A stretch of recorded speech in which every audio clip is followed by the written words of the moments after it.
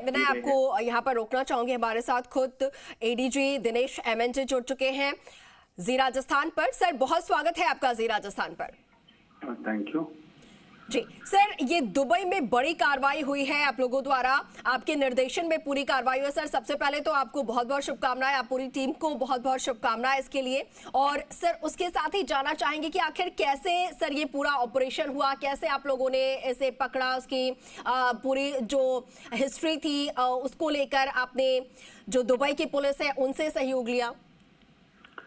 एक तो आपको जैसे विदित है कि कुछ समय से राजस्थान से कुछ बदमाश बाहर चले गए और वहाँ बाहर बैठ के वहाँ से बड़े गैंग्स ऑपरेट कर रहे थे, जिसमें पहले एक राजू ठेठ का मर्डर करवाया, बाद में सुखदेव सिंह गोगामाड़ी का मर्डर करवाया और उसके साथ ही कुछ जगह फायरिंग्स किए और एक्सटॉर्शन वगैरह चालू कर दिया था।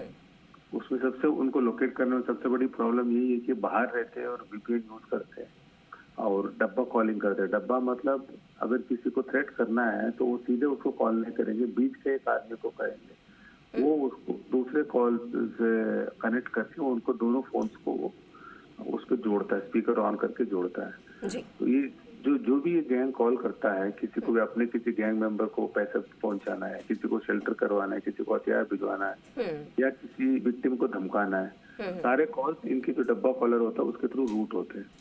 तो वो इनके अलग अलग टाइम में अलग अलग डब्बा रहे हैं। पहले एक अमरजीत बिश्नोई था, उसको हमने इटली त्रिपानी में अरेस्ट करवाया था, उसको लाने के लिए एक्सट्रेडिशन का प्रोसेस चल रहा है। उसके बाद पिछले 1-1.25 साल से ये आदित्य जैन है, ये दुबई और शारजाह में रहता है, ये डब्बा कॉलर बन गया था, ये कंट्रोल रूम बन गया था जी। तो इसके थ्रू काफी कॉल्स किए, इसके थ्रू एक्सटॉर्शंस वगैरह किए। सिर्फ राजस्थान ही नहीं, बाहर हरियाणा में और इवन दिल्ली में कुछ वारदातें की है, उसमें भी इसको यूज हुआ था, और पंजाब में भी एक आध वारदात में यूज हुआ था।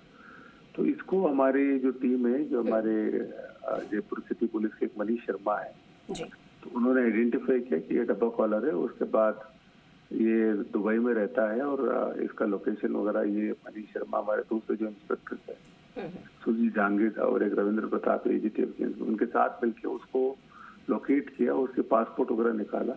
उसके बाद इसके जैसे में पता चला तो हमने सबसे पहले इसके रेड नोटिस निकालने के लिए हमारे योगेश यादव साहब है, एडिशनल डीआईजी है, उनके नीचे एक नरोत्तम वर्मा एडिशनल एसपी, इनकी टीम ने इसके रेड नोटिस बोलते हैं, इंटरपोल से रेड नोटिस निकलवाया सीबीआई वगैरह से संपर्क करके। उसके बाद जब ये पूरी क्लैरिटी हो गई, सिद्धांत शर्मा हमारे दूसरे एडिशनल एसपी, इन्होंने पूरा एग्जैक्टली ये कहाँ रहता है, ये सारे जब क्लैरिटी हो गई, उसके बाद इंटरपोल को हमें इंटरपोल रेफरेंस बोलते हैं। जैसे एक बार रेड नोटिस निकलने के बाद जो हमारे पास जो भी सूचना आते रहते हैं उनको इंटरपोल को अपडेट करते रहते, इसको इंटरपोल रेफरेंस बोलते हैं। तो हमारे जैसे जैसे सूचना इंटरपोल को हम बताते गए और एग्जैक्ट लोकेशन जब दी तो दुबई पुलिस ने उसको डिटेन कर दिया और हमें ये उसको लाने के लिए टीम भेजने के लिए हमें बोला गया था।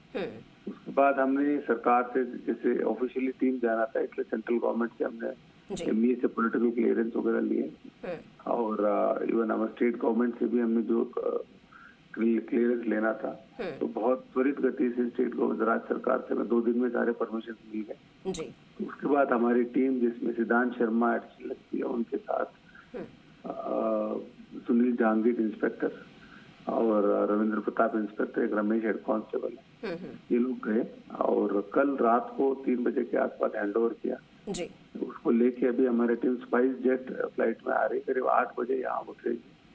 उसके बाद इसको हम फॉर्मल अरेस्ट करके इसके आगे पीसी लेने की कार्रवाई करेंगे। सर ये एक तो बहुत बड़ी सफलता आपकी टीम को मिली है।